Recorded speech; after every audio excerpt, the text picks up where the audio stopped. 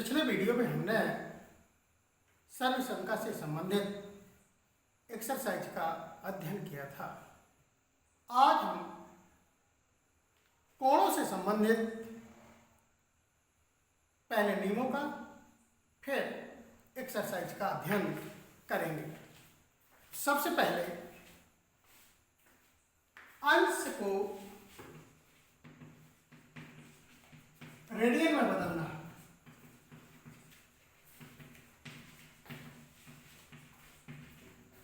अंश को रेडियन में बदलना।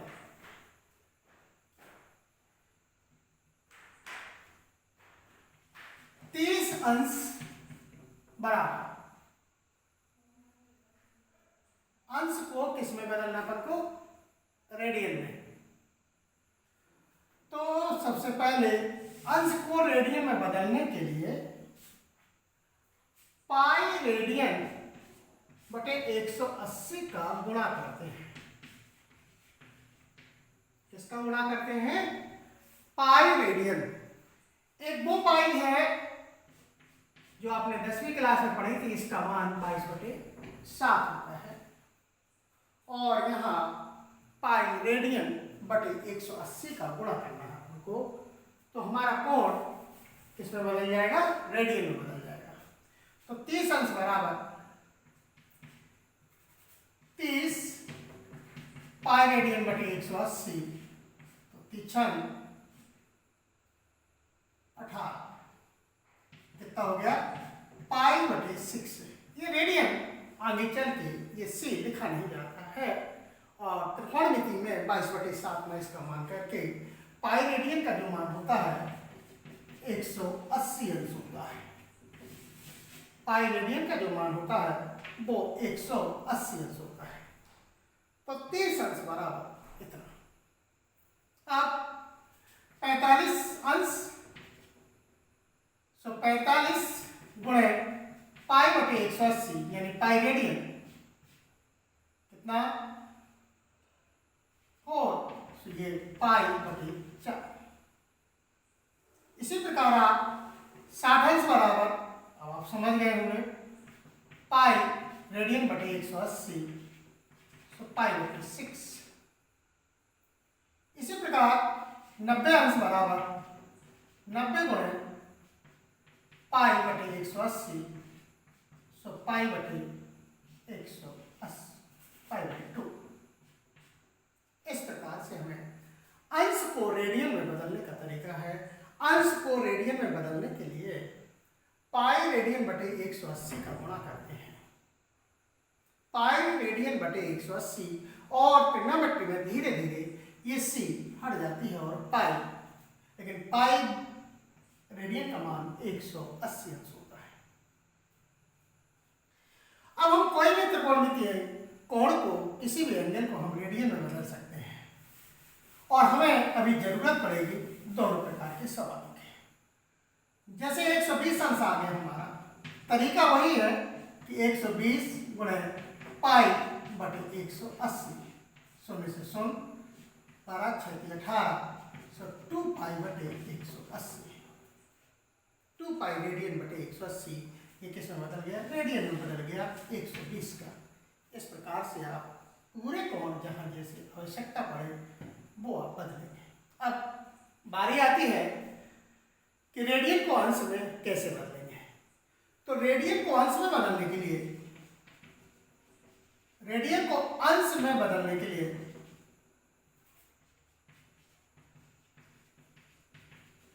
के लिए 180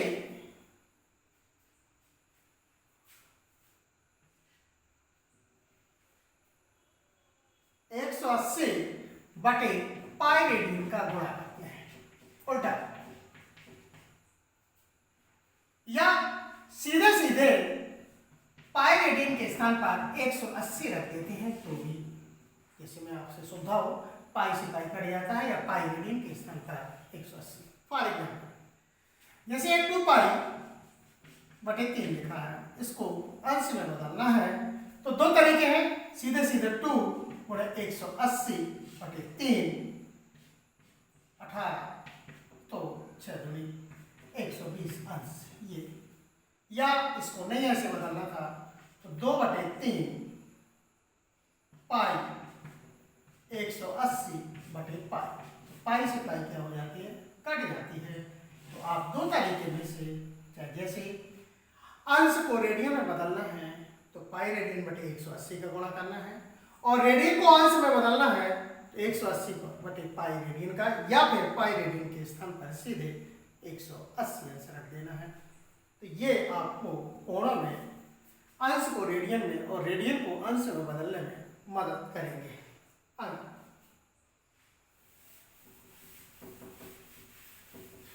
हमने पहले 90 तक की टेबल सीखी है। 90 तक की टेबल यानी 30 अंश बराबर पाई बटे 6, 60 अंश बराबर पाई बटे 3, 45 अंश बराबर पाई बटे 8 और 90 अंश बराबर पाई बटे 2, यानी सबके साथ रेडियन है, लेकिन समान स्थिति में जब ट्रिग्नोमेट्री में पढ़ते हैं तो पाई रेडियन पढ़ते हैं, लेकिन पाई पढ़ते हैं तो पाई रेडियन बटे, तो अंश को रेडियन में और रेडियन का अंश में बदलना आपने सीखा। इसके बाद हम सूत्रों की ओर चल रहे पुनः एक बार, तब फिर हमारी टेबल। अच्छा, 10 वाले पढ़ेंगे पूरक। पूरक जब दो कोणों की माप का योग 90 अंश होता है, जब दो कोणों की माप का योग 90 अंश होता है तो वे एक दूसरे के पूरक कोण कहलाते हैं। ये जितने भी हो, जब दो कोणों की माप का योग, जब दो कोणों की माप का योग 90 अंश होता है तो वे एक दूसरे के पूरक कोण कहलाते हैं। पूरक कोण कहलाते हैं। ठीक, जैसे 30 अंश का पूरक, 6वीं साल में पढ़ा होगा, 90 में से 30 घटा दीजिए तो 60। अगर 60 का पूरा पूछेंगे तो 90 में से 60 को घटा दीजिए तो 30। ये पूरा कोण आपको, लेकिन 90 से बड़ा नहीं होना चाहिए। जैसे 70 अंश का पूरक तो 90 में से 70 घटा दीजिए 20, और 20 अंश का पूरक तो 70 अंश। ये था रेखा गणित में पूरक कोण। इसको हमें ट्रिग्नोमेट्री में लागू करना है, कहलाएंगे पूरक त्रिकोणमिति, लेकिन पढ़ने और लिखने का तरीका देखिए। हमें रटना नहीं है, अगर ऐसे सूत्रों को रटेंगे तो बहुत ज्यादा हो जाएंगे, कोशिश करना है। पहले हम पढ़ना सीखते हैं। साइन का पूरक कास, कास का पूरक साइन, टैन का पूरक कॉट, कॉट का पूरक टैन, सेक का पूरक कौशिक, और कौशिक का पूरक सेक। पहले तो ये आपको बोलना सीखना है। साइन का कॉस, कॉस का साइन, टैन का कॉट, कॉट का टैन, सेक का कौशिक और कौशिक का सेक। ऐसा क्यों? ये 90 डिग्री का कोण बनता है। जैसे हमने इसका विभाजन कर दिया इस प्रकार से, तो ये कोण आपका मान लीजिए थीटा है, तो ऊपर वाला क्या हो जाएगा 90 माइनस थीटा, 90 माइनस थीटा हो जाएगा। तो अब क्या होगा कि ये मान लीजिए इसके लिए हम काम करेंगे साइन, तो काश ले लिए तो आधार बटे कर्ण हो जाएगा। और जब इसके लिए काम करेंगे तो ये लंब जो है वो आधार बन जाएगा। लंब जो है वो क्या बन जाएगा? आधार बन जाएगा। पहले मैंने बताया था, आपको याद होगा कि यहां पर कोण लेते हैं तो ये लंब बनता है और ये आधार बनता है। यदि इसी में यहां पर कोण बन जाएगा तो ये फिर आधार बन जाएगा और ये लंब हो जाएगा। इसलिए भुजाओं का जो परिवर्तन होता है, इसलिए साइन का पूरक कॉस लंब आधार में बदल जाता है और आधार लंब में। अच्छी तरह देख लीजिए, न्यून कोण इसके लिए यहां पर है और इसके लिए न्यून कोण, त्रिभुज को घुमा दें तो साइन का पूरक कॉस, कॉस का पूरक साइन, टेन का पूरक कॉट, कॉट का पूरक टेन, सेक का पूरक कॉसेक, कॉसेक का पूरक कॉसेक का पूरक सेक। अब इसके बाद ये तो था एक सामान्य चर्चा, इसको लिखेंगे कैसे?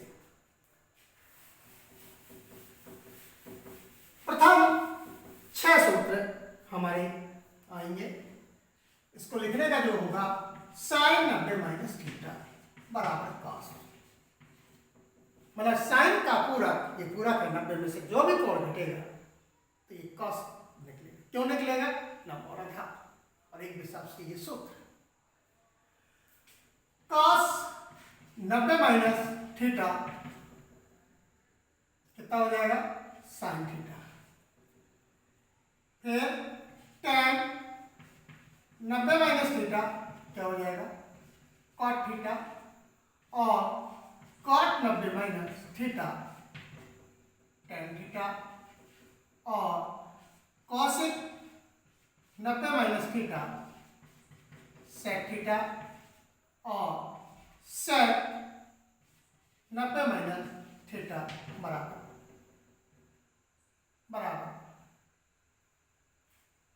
Cosec theta. ये आपके 6 सूत्र हैं। आप अगर इस बात को, ये कोई है, ये कोण है, आपको मैं बताया ये थीटा है तो ये 90 माइनस थीटा, क्योंकि दोनों कोणों की माप कितनी है। तो यदि ये हम यहां से लंब डाल दें और एक त्रिभुज बना दें तो ये आप समझ लीजिए साइन थीटा क्या निकलेगा आपका? क्या निकलेगा साइन थीटा? ये लंब कहलाएगा इसके लिए। तो ए बी बटे, मान लीजिए ए बी सी, तो बी सी बटे ए सी। और जब इसके लिए उल्टा चित्र करेंगे तो लंब आधार बन जाएगा और आधार लंब बन जाएगा। तो ये 6 सूत्र आपको पढ़ने हैं। प्रूफ समकालीन यदि हमने नहीं की है और इनको बात। अब लंब और आधार बदलने के लिए अब अपन को इसके द्वारा 65 सूत्रों का अध्ययन करना है। 65 सूत्र आपको रटने नहीं है, आपको इसी सिस्टम में 6 के बनेंगे और कोशिश करना है आपको कि जो मैं बोल रहा हूं उसको समझने की कोशिश करना है। फिर सैद्धांतिक रूप में कैसे होता है ये चर्चा बाद में कर लेंगे। मैं पहली बात आपको लिखवा दूं, 90 minus theta 90 plus theta 270 minus theta 270 plus theta में त्रिकोणमितीय अनुपात और चिन्ह दोनों बदलते हैं।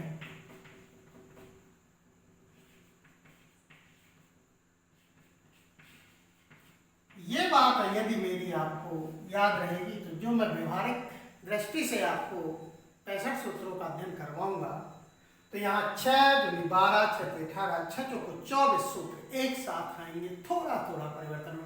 त्रिकोणमितीय अनुपात बदलता है, मेरे कहने का मतलब है साइन का कॉस होता है, कॉस का साइन होता है, टेन का कॉट होता है, कॉट का टेन होता है, कोसेक का सेक होता है और सेक का कोसेक होता है।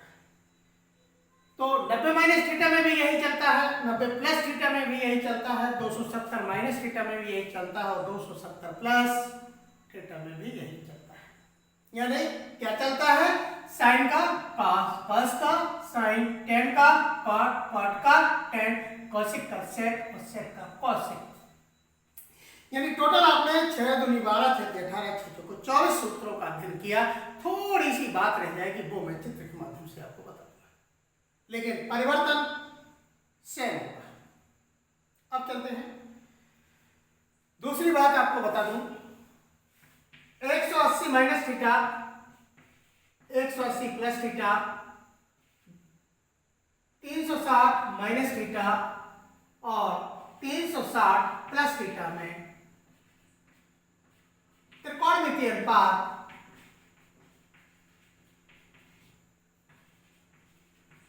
नहीं बदलता है, केवल चिन्ह बदलता है।